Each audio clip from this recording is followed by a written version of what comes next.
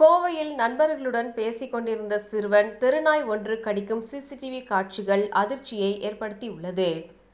கோவை மாநகராட்சியின் பல்வேறு பகுதிகளில் பரவலாக தெருநாய் தொல்லை அதிகரித்துள்ள நிலையில் கரும்புக்கடை பகுதியில் நண்பர்களுடன் இன்று பேசிக் கொண்டிருந்த சிறுவன் ஒருவனை தெருநாய் ஒன்று கடிக்கும் சிசிடிவி காட்சி வெளியாகி அதிர்ச்சியை ஏற்படுத்தியுள்ளது.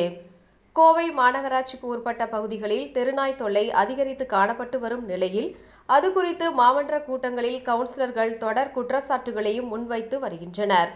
இருப்பினும் மாநகராட்சி நிர்வாகத்தினர் தெரு நாய்களை கட்டுப்படுத்த போதிய நடவடிக்கைகள் எடுக்காததால் ஆங்காங்கே பொதுமக்கள் தெருநாய் கடிக்க ஆளாகும் சூழல் உருவாகியுள்ளது. இந்த நிலையில் கோவை உக்கடம் அடுத்த கரும்புக்கடை பகுதியில் தனது நண்பர்களுடன் வீட்டின் முன்பாக நின்று பேசிக் கொண்டிருந்த சிறுவன் ஒருவனை அவ்வழியாக வந்த தெருநாய் ஒன்று திடீரென கடித்துவிட்டு ஓடும் சிசிடிவி காட்சிகள் வெளியாகி அதிர்ச்சியை ஏற்படுத்தியுள்ளது.